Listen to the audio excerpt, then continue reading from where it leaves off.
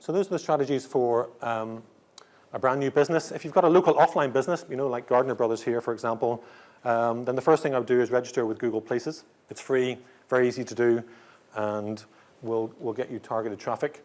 Then do your search engine optimization. Go and do your keyword research, et cetera, et cetera. Always combine that with email marketing. If you're going to drive traffic to your site, you want to make sure not everybody's going to be in the frame of mind to buy, not everybody's ready to buy, not everybody's convinced that you're the person to buy from, but you're spending time and money getting them there. So the very best thing you can do is to get their email address. So always combine search and pay-per-click with email marketing. Do your social media. Just because you've got an offline business doesn't mean people aren't talking about either you as a company or the products and services that you provide. So you should be trying to tap into that. Again, online PR. Tell the world that you're here. Just because you're an offline business doesn't mean that people won't read content and come and visit you. And the blogging. The example of the bureau there. There's lots of people who blog. There's lots of and they have lots of kudos. Some blogs have got thousands, tens of thousands, hundreds of thousands of people sometimes who read these blogs. And if you can get a mention in somebody's influential's blog, then you could get a lot of traffic coming to your site.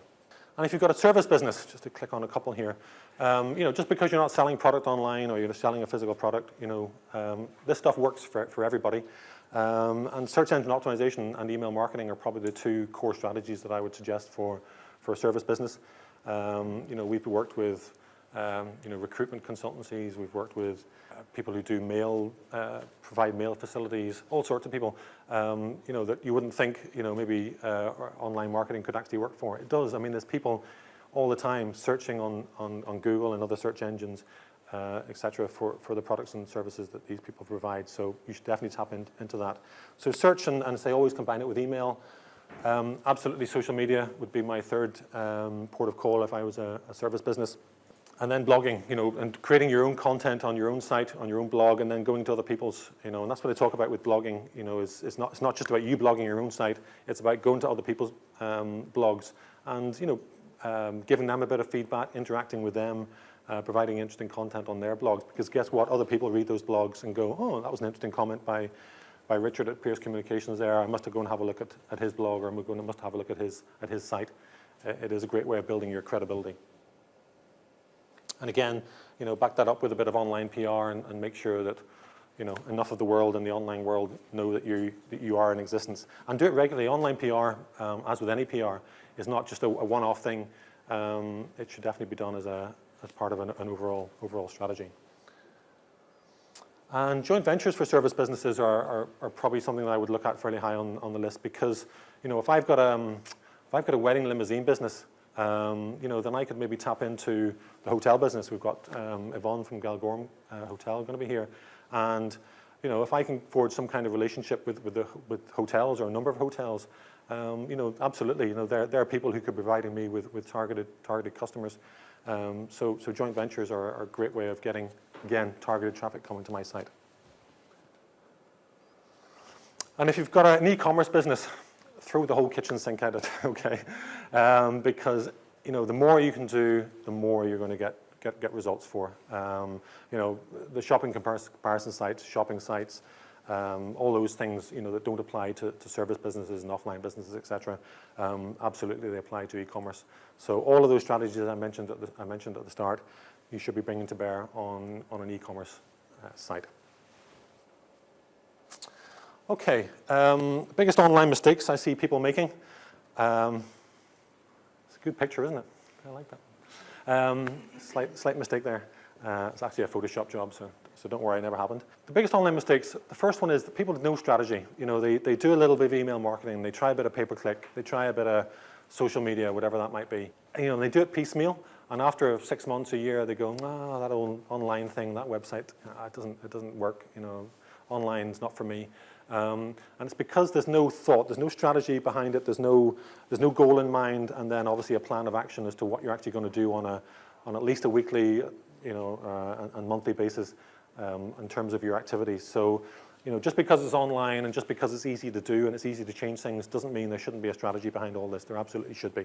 The next mistake I see people make, less so these days to be fair, is build it and they will come. The old, was it Kevin Costner Field of Dreams film, where you put the baseball field in the middle of nowhere and magically thousands of people came to watch this baseball match. That will not happen online on your website.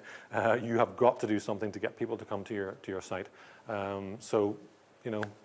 Just because you spent thousands of pounds with some squish web design company and they say, there you go, thanks very much, that'll be £20,000. That's only the start. And I would actually argue if you're talking to a web design company and they're not backing it up with some kind of marketing strategy or marketing plan, maybe you should be going to talk to another company. It's all about me, and Mike alluded to this earlier on, is that I too often I see home and then about us, company news or company details, and maybe even sometimes the home page is, oh, hi, we're XYZ Limited, and my father founded the company 100 years ago, 50 years ago, and blah, blah, blah, blah, blah. Okay, people are not interested in that rubbish, okay?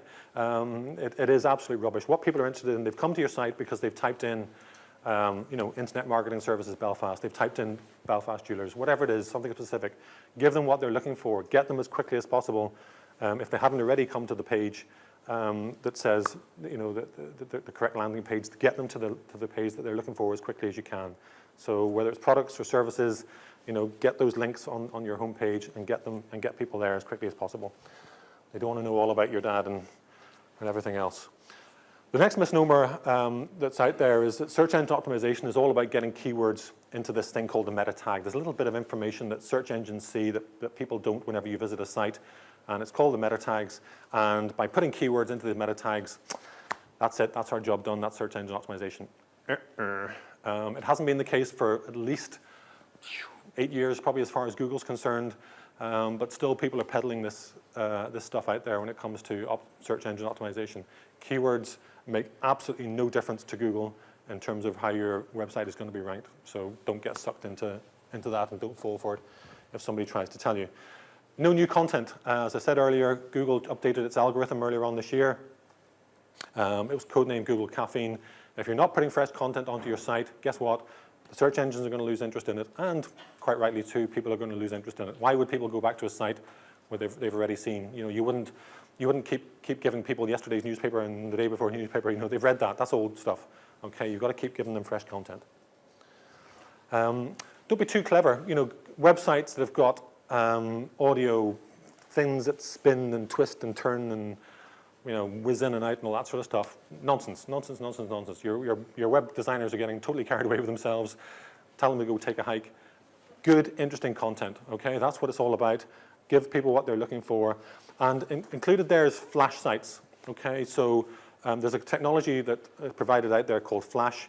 And having a little bit of Flash on your site to get some nice graphics or whatever, if that's the business you're in, is fine. But building a whole site in Flash is just a big, big no-no, because it's a big black hole as far as the search engines are concerned. They cannot see what's in that Flash content. So having a site built on Flash, you'll never, ever get ranked on Google and the other search engines.